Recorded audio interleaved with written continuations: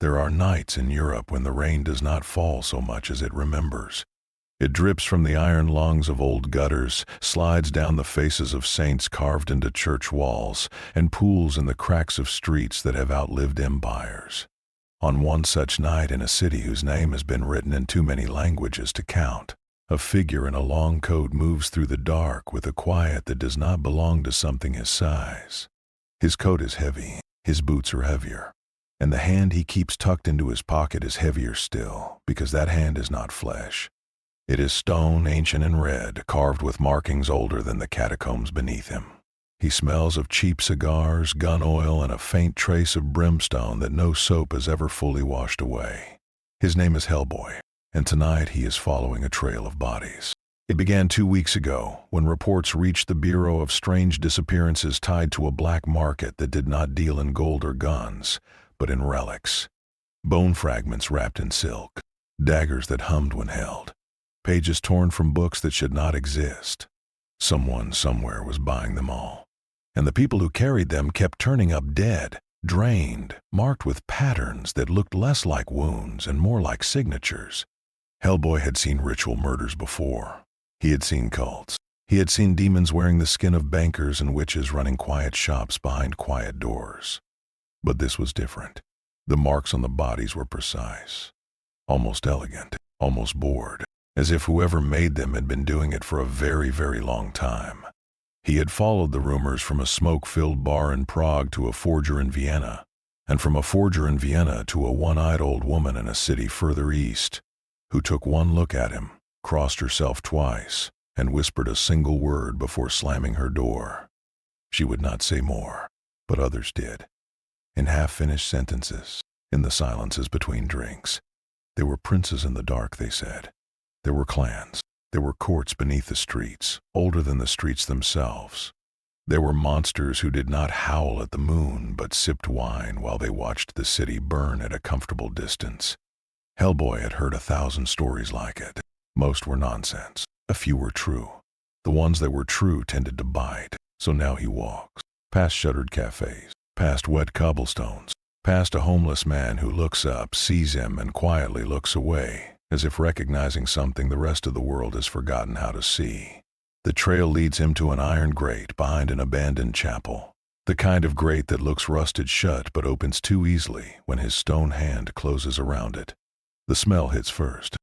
Old stone, old blood, then the stairs, then the tunnels, then the catacombs. He walks for a long time, long enough that the city above feels like a rumor.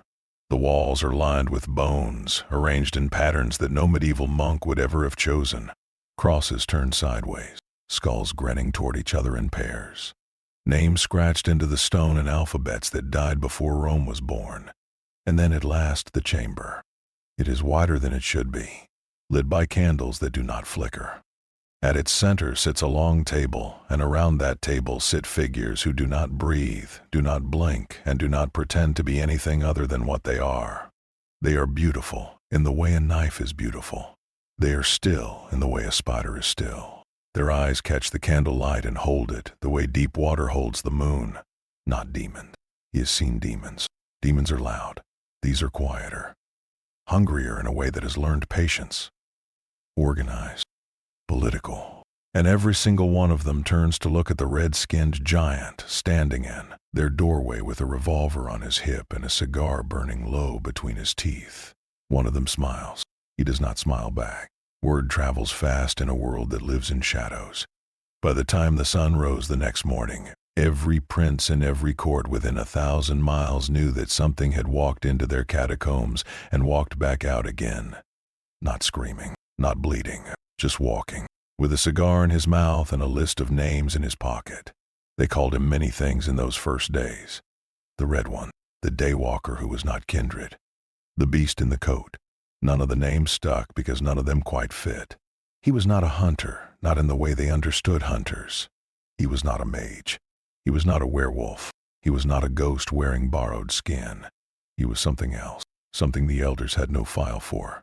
And in a society built on knowing everyone, that was the most dangerous thing of all. The Camarilla called emergency councils in 3 cities. The anarchs laughed and poured another drink. The Sabbat in their distant chapels sharpened things and said nothing. The independent clans watched and waited and made quiet bets. Some of the elders argued that he must be killed at once. A creature that walked in daylight, that could not be charmed, that could not be drained, that did not flinch at the sight of fangs, was a creature that could unmake the masquerade with a single, careless step. If mortals followed him, if cameras found him, if newspapers wrote about him, then centuries of silence would collapse in a week. Others disagreed. A weapon like that, they whispered, did not come along often. A monster who hunted other monsters could be useful. Pointed in the right direction, he could solve problems that the courts had quietly tolerated for too long. Rogue childer. Whole bloodlines that had grown inconvenient. Why kill the storm when you could try, gently, to aim it? While they argued, Hellboy worked.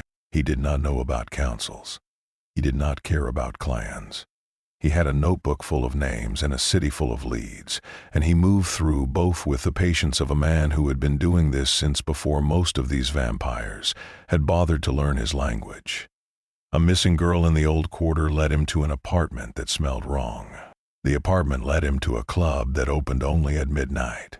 The club led him to a man who was not a man, who tried to charm Hellboy with eyes that had unmade kings. Hellboy listened politely for about 4 seconds. Then he picked the vampire up by the collar, carried him out into the alley, and asked his questions again, slower this time. The vampire answered. They usually did after the first wall. He found 3 more missing humans in a basement that night. 2 were still alive. The third he carried out wrapped in his own coat, because some things deserved to be carried, even when it was too late. He did not announce himself. He did not give speeches. He did not threaten the courts or call out the princes. He simply kept moving. A monster found feeding where it should not have fed would be dragged out by the ankle and left on the steps of whatever passed for its sire's haven, with a note pinned to its chest in handwriting too neat to be polite. Or I come back. The first time, the elders dismissed it as theater. The second time, they frowned. By the 5th time, they stopped frowning because they had begun to realize something that none of them wanted to say out loud. His methods were crude. His investigations were short. His paperwork was non-existent. And yet, in a matter of weeks, he had done more to enforce the masquerade than their entire system of sheriffs, scourges, and whispered threats had managed in a decade. He found monsters. He punched monsters. He asked questions later. And much to the horror of vampire society, it worked. They came for him on the 7th night. Not with violence. Violence, they had already learned, was a poor opening move. They came instead with an invitation delivered by a thin young woman in a coat too expensive for the neighborhood, who waited politely on a rooftop until Hellboy noticed her, then bowed her head and spoke a single sentence in a voice like cold velvet. "The prince wishes to speak with you." Hellboy considered her for a long moment. Then he flicked his cigar over the edge of the building, watched it fall into the wet street below, and said, "Fine."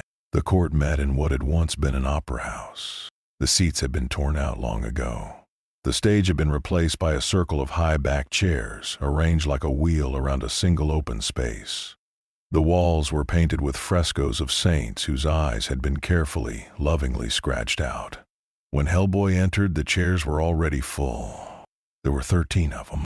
He counted because counting was a habit, and because something in him liked to know how many things he might have to throw across a room. Some of them looked young.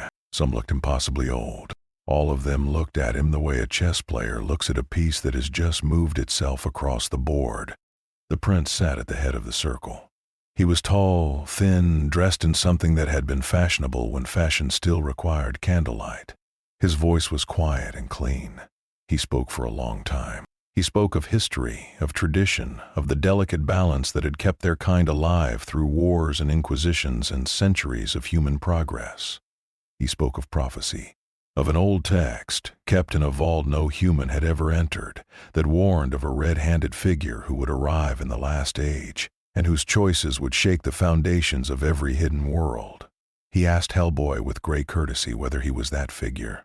Hellboy listened. He let the man finish.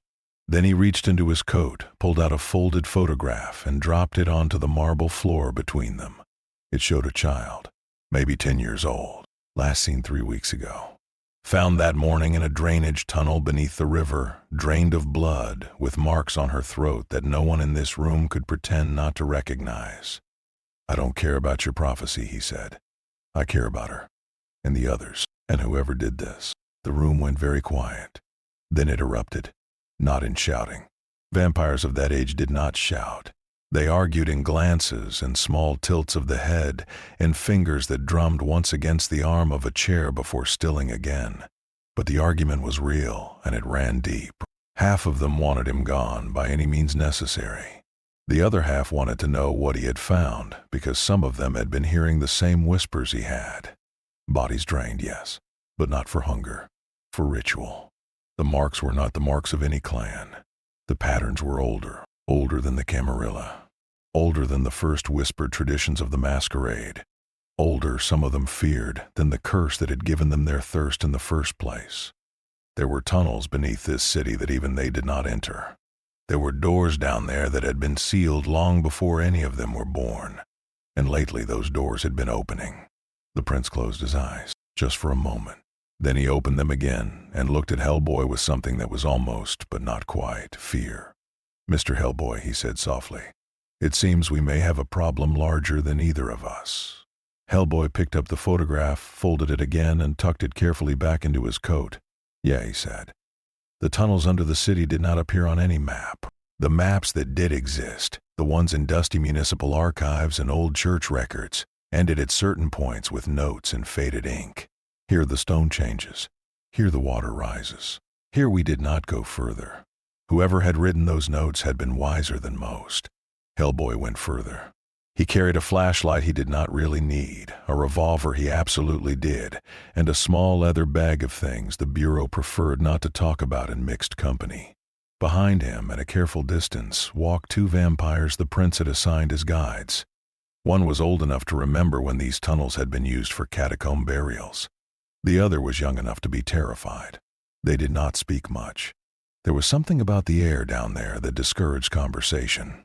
It was not just the smell, though the smell was bad.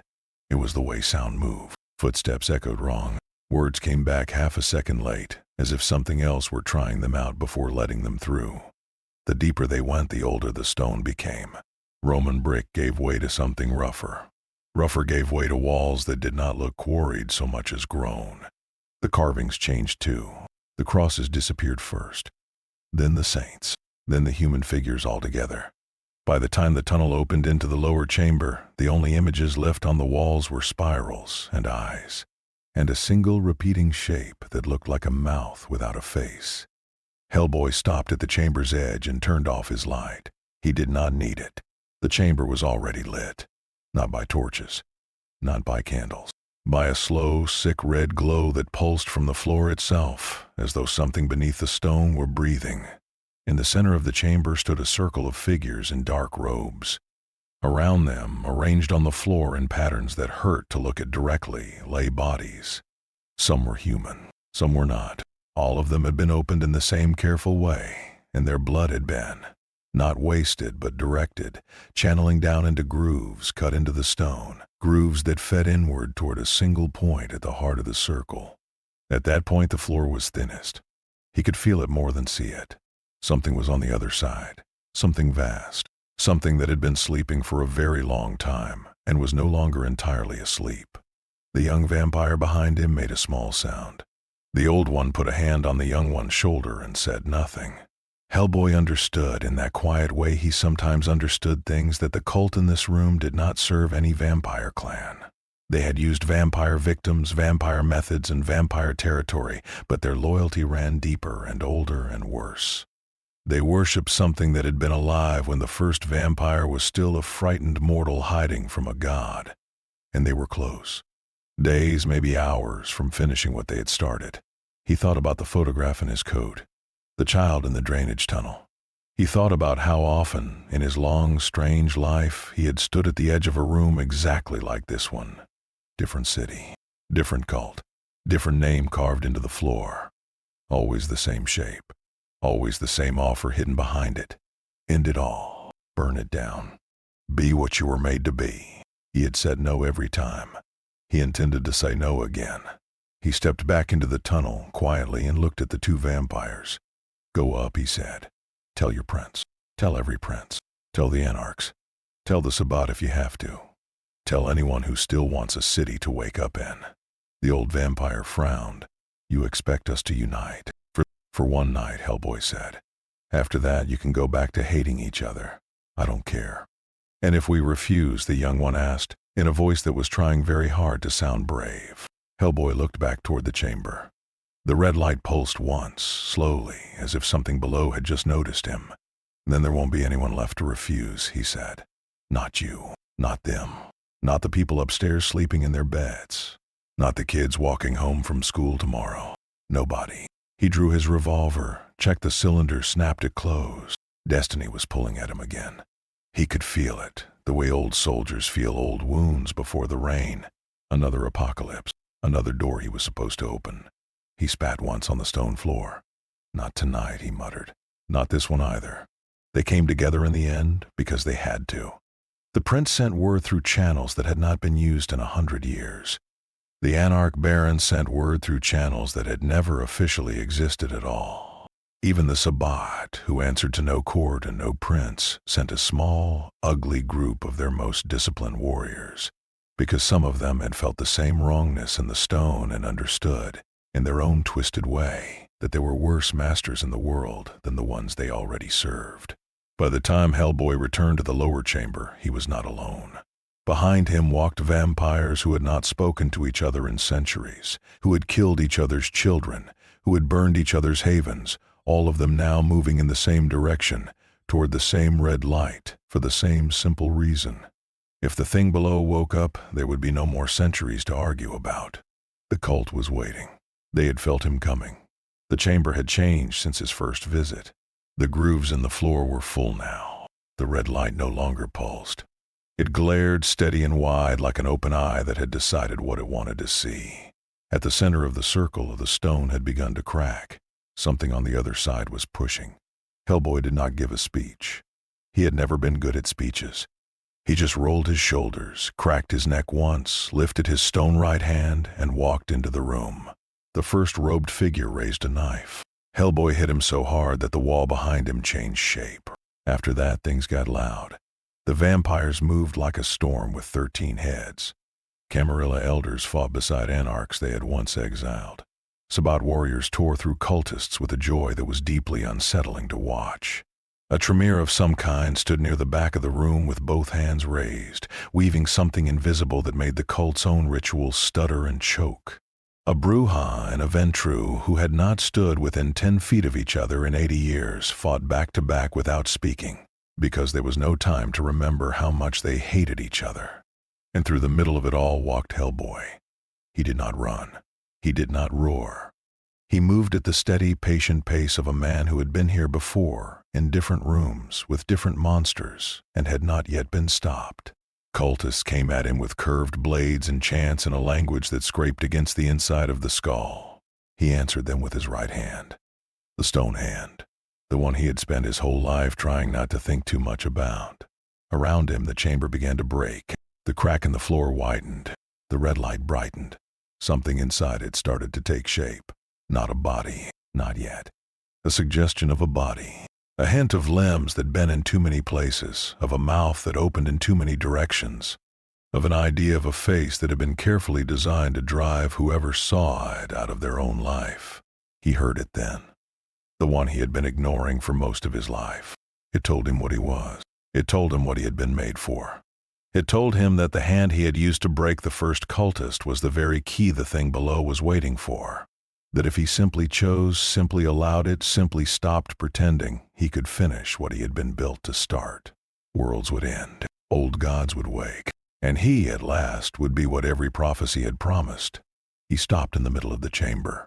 The fighting around him blurred. The voice grew very quiet, very gentle, almost kind. He thought about the child in the drainage tunnel. He thought about the old woman who had crossed herself and whispered princes. He thought about the young vampire who had been so afraid in the dark and had stayed anyway. Then he looked down at his right hand and he smiled just a little, in the way a man smiles when he has finally decided something he has been deciding his entire life. "Nah," he said. He raised the stone hand high. He did not aim it at the creature in the floor. He aimed it at the altar, at the channels, at the careful, patient design of the ritual itself. He brought the hand down. The chamber answered. Stone cracked the wrong way. The red light folded inward like a flame swallowing its own wick. The half-formed thing in the floor opened all its mouths at once, in a sound that was not quite a scream, and then it was gone, dragged back behind the door it had almost finished opening. The door slammed shut. The grooves went dark. The chamber began to collapse. Vampires fled upward through tunnels that were falling in on themselves. Hellboy was the last one out because he always was. Above them the city slept on unaware.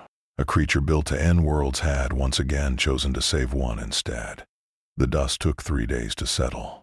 Not the dust in the tunnels, which was buried under 100 tons of stone and would never trouble anyone again. The other dust, the political kind, the kind that hangs in the air after powerful people have been forced, very briefly, to admit that they were not in control. The vampire courts did not handle it gracefully. There were emergency sessions in cities that had not held emergency sessions since the fall of empires. There were quiet executions of certain elders who, it turned out, had known more about the cult than they had ever admitted. There were defections. There were reconciliations. There were princes who stepped down quietly, and princes who refused to step down at all and had to be helped gently through the door. Some of the younger kindred spoke openly for the first time about reform, about a masquerade that protected mortals as much as it hid from them, about courts that answered for what happened in their cities, about a future in which the night did not simply use the day but lived alongside it. Others heard those words, smiled politely, and went deeper into the dark. Old fears of a son that had never quite forgiven them. Through all of it, Hellboy stayed in the city for exactly 1 more week. He spent most of it sleeping, eating in cheap diners, and answering very few questions. The Bureau had sent 3 increasingly worried telegrams. He answered the 3rd one with a single sentence. Still alive. Coming home soon. On the last night, the prince invited him to a final meeting. Not in the opera house this time. In a small, quiet garden at the back of an old monastery the courts had quietly owned for centuries. There were no other elders, no guards, just the 2 of them and a small iron table, and a bottle of something very old that the prince poured into 2 glasses with hands that, for the first time, looked almost human. The prince offered him many things in that careful, formal voice of his. A title, a standing invitation, the protection of every court in Europe, a seat, if he wanted it, at councils that had refused seats to kings. Hellboy let him finish. Then he picked up the glass, drank what was in it, set it back down on the table with a soft click, and shook his head. No thanks. The prince smiled thinly. May I ask why? Hellboy looked up at the sky. There were stars over the monastery garden. Not many. The city ate most of them, but a few were stubborn. Power that hides in the dark always goes bad, he said. Doesn't matter who's holding it. Doesn't matter how good their reasons are. You give it long enough, and it forgets what it was supposed to be for. Then somebody like me has to come down a hole in the ground and dig it back out. He shrugged. I don't want to be the guy in the chair. I want to be the guy who shows up when the guy in the chair goes wrong. The prince considered that for a long moment. Then he inclined his head, in the small, precise way that old creatures sometimes did when they were giving genuine respect and trying not to show it. You are an inconvenient creature, Mr. Hellboy. Yeah, Hellboy said. I get that a lot. He stood, drained the last drop from the glass, and walked out of the garden without looking back. He left the city the next morning, in a coat that still smelled faintly of catacombs, with a notebook full of new names in his pocket and a faintly amused look on his face. Behind him, the courts shifted, fractured, and tried to remember what they were supposed to be. Ahead of him, somewhere, other monsters were already moving. That, he figured, was just how the job worked. The stories started almost at once. They moved the way stories always move in hidden societies. Slowly at first, in private rooms, behind doors that did not officially exist. Then faster, carried by ghouls and couriers and whispers between princes who would never admit they had spoken. Within a year, there was not a single major court in Europe that had not heard some version of it. Within 5, the stories had crossed oceans. A demon, they said, who fought on the side of humans. A monster, they said, who had been offered the keys to the world and had laughed in the face of the hand holding them out. A red giant, they said, with a hand of stone who had walked into a chamber meant to end everything and had walked back out alone. The details changed in the telling, as details always do. In some versions he was 10 feet tall. In others he had wings. In one strange retelling from a coastal anarch enclave, he had argued theology with an elder god for 3 hours before deciding he was bored. None of the versions were entirely accurate. None of them were entirely wrong. What stayed the same across every telling was the feeling underneath the story. He was not one of them. He never would be. He was not Camarilla, not Anarch, not Sabbat, not kindred at all. He had no clan. He owed no prince. He carried no title. He could not be recruited. He could not be bought. He could not, as far as anyone had been able to tell, be killed. And yet, in a society built on fear and hierarchy, the night had quietly made room for him. Not as an ally, not as an enemy, as something else. A reminder. A figure standing at the edge of every long debate, in the back of every elder's mind, who would, if pushed too far, come walking out of the dark with a cigar in his teeth and a hand like a piece of fallen temple. Some called him a curse. Some called him a warning. A very old toreador in Paris, who had not spoken on politics in over a century, called him something else, in a voice so soft that only one other person in the room heard it. The devil the night respected. That phrase more than any of the others stuck. Far away from any of them, on a quiet stretch of road under a thin gray sky, Hellboy walked. His coat was old. His boots were older. His notebook had a new name in it, in a city he had not yet visited, where something he had not yet met was already doing something it should not be doing. He lit another cigar. He squinted up at the clouds. He kept walking. Behind him, in courts of marble and shadow, immortals spoke his name in lowered voices. Ahead of him, somewhere, the next monster was waiting. The night remembered him. He did not look back.